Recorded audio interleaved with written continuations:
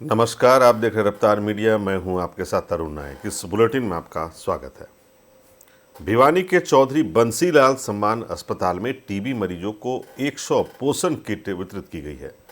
इस बारे में जानकारी देते हुए डिप्टी सिविल सर्जन डॉक्टर सुमन ने बताया कि भिवानी के चौधरी बंसीलाल यूनिवर्सिटी के वाइस चांसलर के सहयोग से ये 100 पोषण किट टीबी मरीजों को वितरित की गई है। उन्होंने बताया कि सरकार टीबी मुक्त भारत बनाने को लेकर उनके अनेकों प्रयास कर रहे हैं।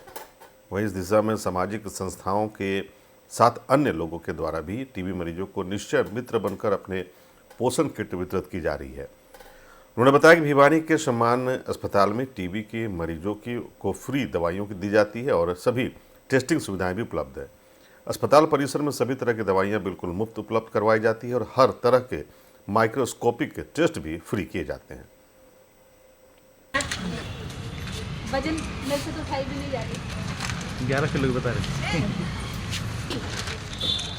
सोनिया, ये मैं आप सभी को एक नई जो हमारी है कि अब हम जैसे डिजिटल इंडिया चल रहा है तो डिजिटल टीबी में भी डिजिटल टेक्नोलॉजी का इस्तेमाल हो रहा है। इसी टेक्नोलॉजी में हमारे पास जो एमडीआर मरीज हैं उनकी अडेरेंस को चेक करने के लिए हमारे पास ये मर्म बॉक्स आया है, जिसमें मेडिकेशन इवेंट मॉनिटर बॉक्स है, जिसमें जब मरीज दवाई खोल ये डब्बा खोलता है तो हमारे पोर्टल पे आ जाता है कि पेशेंट ने डब्बा खोल लिया और दवाई खा ली। तो इसमें हम पेशेंट को बताते हैं कि वो दवाई खोल के दवाई खाएगा, डेली खाएगा, किस तरह से उसकी पूरी काउंसलिंग की जाती है। और एक दिन में जब स्थानीय हालवास गेट स्थित नंद उत्सव कार्यक्रम का आयोजन बड़े धूमधाम से किया गया है। वहीं कार्यक्रम का शुभारंभ हरियाणा विद्यालय शिक्षा बोर्ड के अध्यक्ष डॉक्टर पवन शर्मा ने दीप प्रज्वलित कर किया। इस अवसर पर महंत वेदनाथ महाराज, महंत डॉक्टर अशोक गिरी महाराज और महंत चरण दास महाराज ने विशेष सानिध्य प्रदान किया।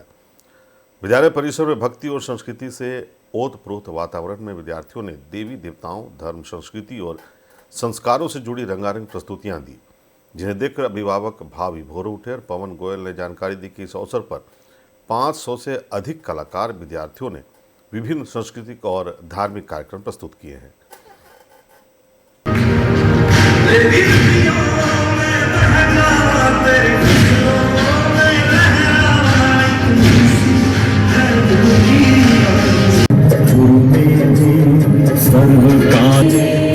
बड़ा अच्छा क्वेश्चन आपका है। एस्टेट 2024 परीक्षा जो होगी 30-31 जुलाई 2025 को हुई थी, इसके लगभग सभी चरण हम पूरे कर चुके हैं। आखिरी चरण में परीक्षा परिणाम के चरण के हम लगभग करीब हैं। तो बायोमेट्रिक वेरिफिकेशन अभी लगभग उन परीक्षार्थियों का हम करने जा रहे हैं जिन्होंने एस्टेट 2024 में क्वालिफाई किया है। लेकिन इसको हम अभी यह नहीं कह सकते कि ये सभी अभ्यर्थी, सभी परीक्षार्थी क्वालिफाइड हैं, क्योंकि बायोमेट्रिक वेरिफिकेशन के बाद ही हम फाइनल रिजल्ट घोषित कर सकते हैं। और जैसा कि आपने पहले भी सुना होगा, अखबारों में पढ़ा है, तो 3,40,000 के करीब परीक्षार्थी अपीयर हुए थे, जबकि एनरोल 4,05,000 कुछ विद्यार्थी जो थे परीक्षार्थी वो एनरोल हुए थे, जिसमें से 40,000 अभ्यर्थियों को हमने बायोमेट्रिक वेरिफिकेशन के लिए बुलाया है।